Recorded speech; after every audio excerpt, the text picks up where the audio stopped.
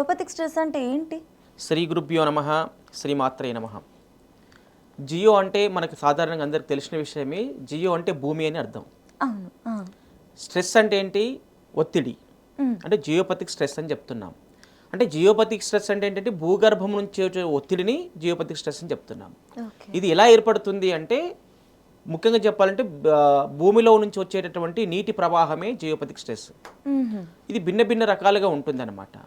అంటే ఈ geopathic stress వల్ల ఏమేమి సమస్యలు వస్తుంటాయి? ఒక ఆఫీస్ కానీ, లేకపోతే ఇంకొక మనం నివసించేటువంటి గృహం కానీ, ఫ్యాక్టరీ కానీ, ఏదైనా కానీ ఎందుకు ఒక ప్లేస్ మనం నివసిస్తున్నటువంటి స్థలం, ఆ స్థలంలో ఈ జియోపతిక్ స్ట్రెస్ అనేటటువంటి ప్రాబ్లం, ఈ నీటి ప్రవాహాల కింద ఉన్నట్లయితే అక్కడ ఉన్నటువంటి వ్యక్తులకు ఎలాంటి అనారోగ్య సమస్యలు ఏమొస్తున్నాయి, లేకపోతే ఇంకేమేమి డిస్టర్బెన్స్ వస్తున్నాయి అనే విషయంలో దీంట్లో మనకు స్పష్టంగా తెలుస్తుంది. ఇప్పుడు చాలామంది ఏంటంటే మెడిసిన్ వేసుకుంటుంటారు, మైగ్రేన్ తగ్గట్లేదు అని అనుకుంటారు. కానీ జియోపతిక్ స్ట్రెస్ ఉన్నటువంటి ప్లేస్లో మనం పడుకుంటే మైగ్రేన్ ఎప్పుడు కూడా తగ్గదు. జీవితాంతం మెడిసిన్ వాడాలి, రిలీఫ్ తెచ్చుకోవాలి. అలా విపరీతమైన తలనొప్పులు రావడము, తర్వాత అలసట, ఇంటికి రాగానే అలసిపోవడము విపరీతంగా, బయట యాక్టివ్గా ఉంటాము, ఇంటికి వెళ్ళిన తర్వాత అలసిపోతాం. అలా పడుకుంటే ఆ ఇంట్లోకి ప్రవేశించినప్పుడే జియోపతిక్ ప్రభావం చేత అలసిపోతారు. మైగ్రేన్ ప్రాబ్లం విపరీతంగా ఉంటుంది. జీర్ణానికి సంబంధించినటువంటి సమస్యలు వస్తాయి, జీర్ణ వ్యవస్థ సంబంధించిన సమస్యలు కూడా వచ్చే అవకాశం ఉంటుంది. ఇంకోటి ఏంటంటే రోగ నిరోధక శక్తి కూడా తగ్గిపోతుంది బాడీలో. కంప్లీట్గా వీక్ అయిపోతారు. కంప్లీట్గా వీక్ అయిపోతారు. మనం ఏదైతే నిత్యము ఎగ్జాంపుల్ చెప్తున్నాను, మనము ఒక పూజ గదిలో మనం ఎనర్జీ రావడానికి ప్రతిరోజు మంత్రోచ్చరణ చేస్తారు. ఆ పూజ గది లోపల వాళ్ళు ఎన్ని ఫ్లోర్లోనే ఉండని. ఇప్పుడు హైదరాబాద్ పట్టణాల ఈ ప్రాంతంలో, బెంగళూరు ఇలాంటి ప్లేస్లలో నివసిస్తుంటే వాళ్ళు ఏదో 50 అంతస్తుల వరకు కూడా కన్స్ట్రక్షన్ అపార్ట్మెంట్లలో ఉంటున్నారు. కానీ జియోపతికి ఏంటంటే ఎన్ని అంతస్తులు ఉన్నప్పటికీ కూడా కింద స్టార్ట్ అయినటువంటి ప్రవాహం, నీటి ప్రవాహం ఎంత పైకైనా నెగిటివ్ ఎనర్జీ వెళ్ళిపోతుంది. అంతే ఇంటెన్సిటీ, పైన వాళ్ళ వరకు కూడా అంతే ఉంటుంది. అంటే అక్కడ ఉన్న వాళ్ళకైనా కూడా అది ప్రభావం చూపుతుంది. దీన్ని మనం ఏంటంటే వాస్తు రెమెడీలో దాన్ని మనం కంట్రోల్ చేస్తాం. కానీ దీని నుంచి వచ్చేటువంటి సమస్యలు చాలా విపరీతంగా ఉంటాయి. జీర్ణ వ్యవస్థ పైన ఎఫెక్ట్ పడుతుంది. కొంతమంది నిద్ర రావట్లేదు అంటుంటారు. వాళ్ళ జీవితాంతం నిద్ర టాబ్లెట్ మాత్రలు వేసుకుంటూనే ఉంటారు జీవితాంతం. అంటే నిద్ర రావడానికి మాత్రం వేసుకోవడం. కాబట్టి దీనివల్ల సైడ్ ఎఫెక్ట్ వచ్చే అవకాశం కూడా ఉంటుంది. కాబట్టి అనేక రకాలైనటువంటి ఇబ్బందులు దీనివల్ల కలిగే అవకాశం ఉంటుంది. మళ్ళీ బాడీ పెయిన్స్ వస్తుంటాయి. విపరీతమైన బాడీ పెయిన్స్ రావడము, తలనొప్పి రావడము, నిద్ర లేకపోవడము, ఇలాంటివే కాకుండా మనము ఇప్పుడు ఉదాహరణకి కొన్ని నవరత్నాలు ధరిస్తుంటాం. అంటే ఒక గ్రహ దోషం ఉంది అన్నప్పుడు ఆ గ్రహానికి సంబంధించినటువంటి ఎనర్జీ తెచ్చుకోవడానికి, ఆ గ్రహం నుంచి వచ్చేటటువంటి సమస్యలు మన మీద ప్రభావం చూపించకుండా ఉండడానికి మనం ఏం చేస్తున్నామంటే నవరత్నాలు ధరిస్తుంటాం.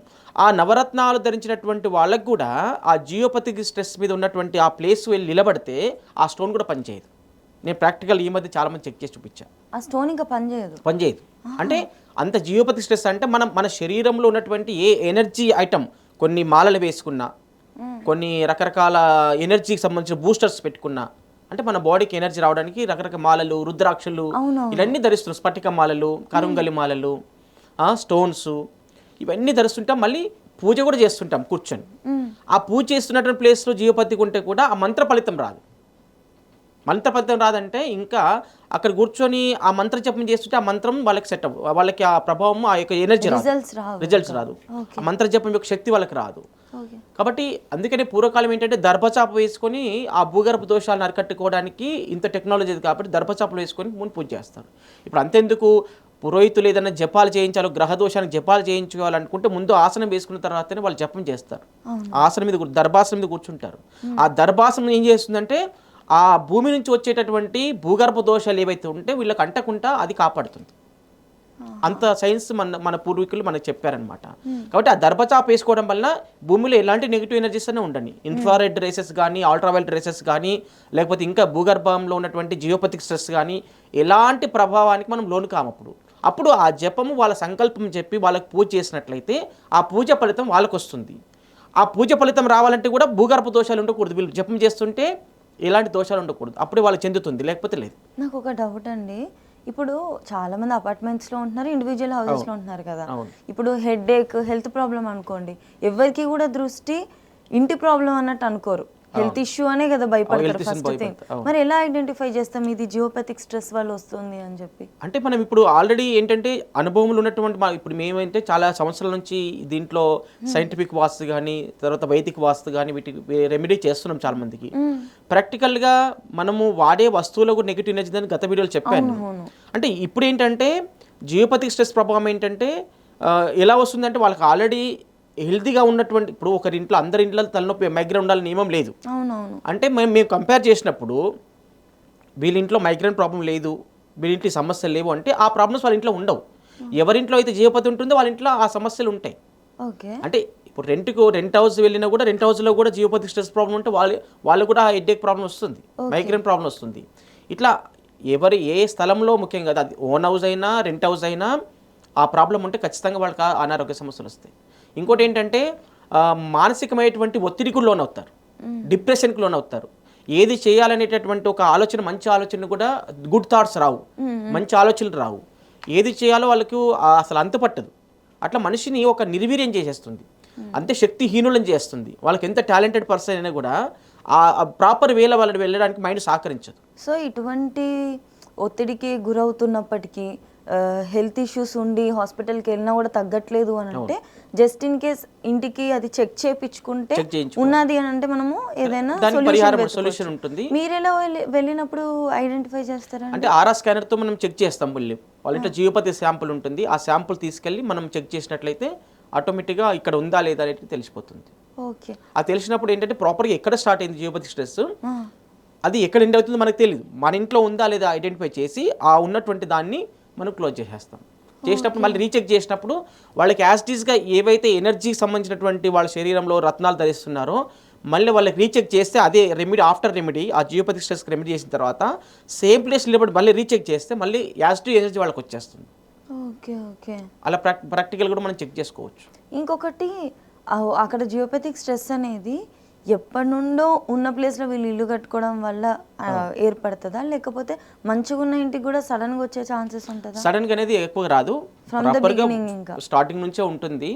అవి అప్పుడప్పుడు మారేటటువంటి ఏం కావు. కొన్ని సంవత్సరాల తరబడి, కొన్ని వందల సంవత్సరాల నుంచి కూడా అలాగే ఉంటుంటాయి. కాబట్టి కొందరు కుటుంబాలలో ఇవన్నీ ఏమి పరిహారాలు చేసుకోకపోతే వాళ్ళ కుటుంబాలే డిస్టర్బెన్స్లో ఉంటారు. అలాంటి చాలా కుటుంబాలు ఉంటాయి. వాళ్ళ ఇంట్లో ఇప్పుడు ఇంకొకటి ఏంటంటే జియోపతిక్ ప్లస్ ఈ మధ్యన ఒకటి చూసాను నేను. జియోపతిక్ స్ట్రెస్ ఉన్నటువంటి స్థలంలో ఒక గర్భవతి పడుకుంది అనుకోండి, ఒక ప్రెగ్నెన్సీ లేడీ పడుకుంది అనుకోండి, ఆ పుట్టబోయే బిడ్డ కూడా వీక్గా పుడతాడు. ఆ పుట్టబోయే బిడ్డ మీద కూడా ప్రభావం ఉంటుంది, అంత ఎఫెక్ట్గా ఉంటుంది, అంత నెగిటివ్ స్ట్రాంగ్ నెగిటివ్ ఎనర్జీ. కాబట్టి అలాంటి వాళ్ళని ఏంటంటే ఇప్పుడు జియోపతిక్ స్ట్రెస్ హార్ట్ మీద కూడా స్పెషల్గా ఫోకస్ చేస్తుంది. అట్లా ఏదైతే మన బాడీలో ఉన్నటువంటి సెన్సిటివ్ పార్ట్ ఏవైతే ఉన్నాయో అవి తొందరగా డ్యామేజ్ అయ్యే అవకాశం ఉంటుంది. కాబట్టి ఏంటంటే గర్భవతిలో ఉన్నటువంటి వాళ్ళు ఎవరైనా ప్లాన్ చేసుకుంటున్నటువంటి వాళ్ళు ఖచ్చితంగా ఈ జియోపతిక్ స్ట్రెస్ని ఖచ్చితంగా మనం ఐడెంటిఫై చేసి ఒకవేళ లేదని అనుకుంటే హ్యాపీ, లేదంటే దాన్ని రెమెడీ చేసుకుని వాళ్ళు అలాంటి ప్లాన్ చేసుకుంటే బెటర్. రెమెడీ అంటే అసలు మీరు ఏం చేపిస్తారు అక్కడ? రెమెడీ అంటే దానికి సంబంధించినటువంటి యంత్రం అక్కడ నిక్షిప్తం పెడతాం.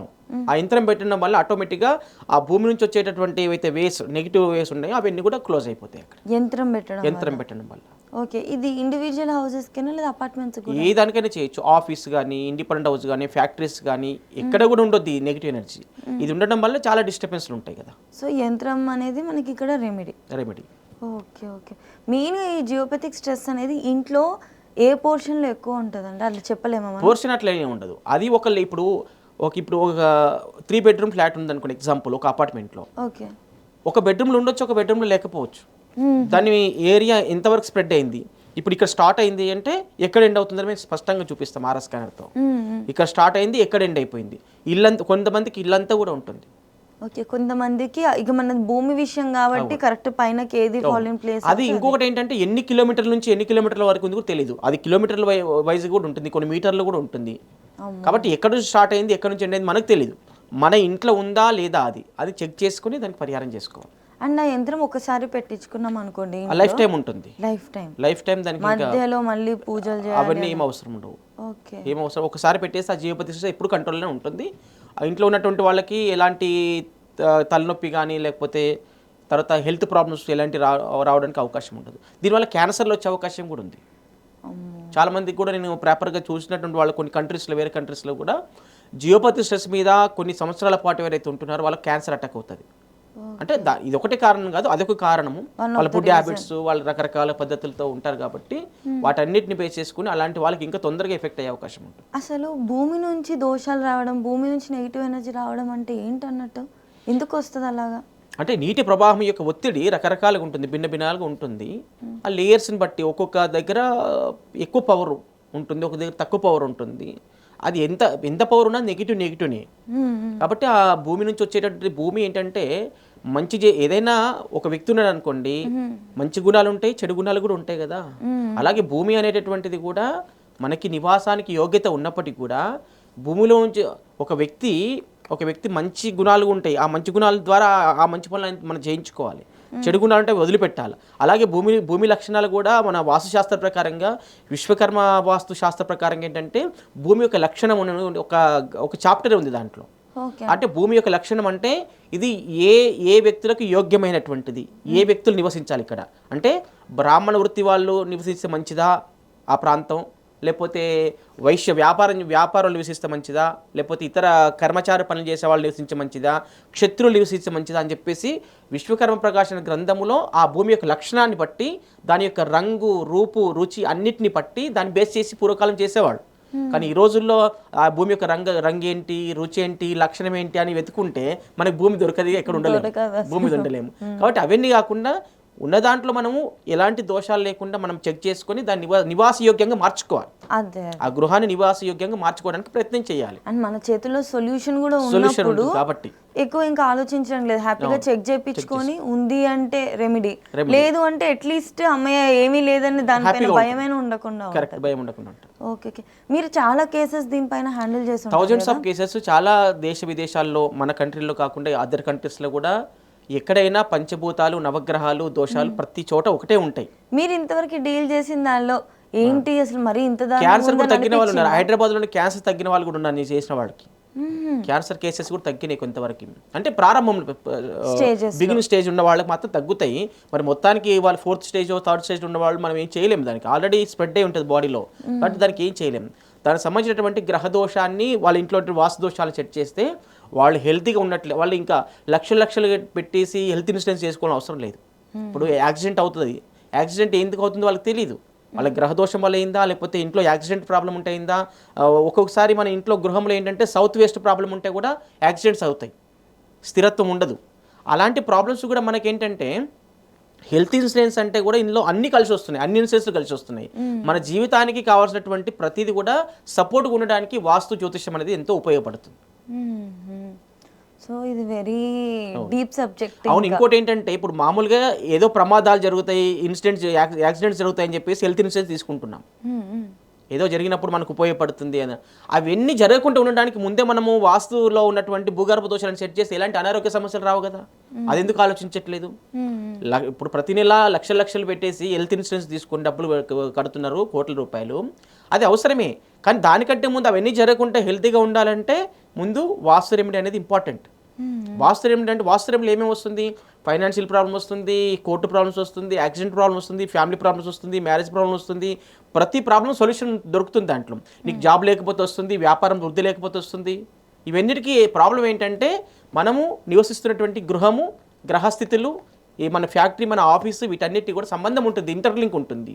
అవన్నిటిని కూడా మనం వాస్తుపరంగా ఎనర్జీ తీసుకొస్తే, పాజిటివ్ ఎనర్జీకి మార్చుకుంటే ఆటోమేటిక్గా సెట్ అయిపోతాయి, 100% సెట్ అవుతాయి. ఇంకా జీవితంలో ఈ కేటగిరీ ఆ కేటగిరీ అని కాకుండా ఆల్ ఓవర్ ఓవరాల్ గా వాళ్ళకి ఒక అభివృద్ధి అనేది కనిపిస్తుంది. ఒక సుఖవంతమైనటువంటి ఆనందమైన జీవితం వాళ్ళు గడుపుతారు. లేకపోతే పిల్లలతోని ప్రాబ్లము, భార్యతోని ప్రాబ్లము, లేకపోతే అత్తమామలతోని ప్రాబ్లము, వీళ్ళన్ని సమస్యలు వస్తూ ఉంటాయి.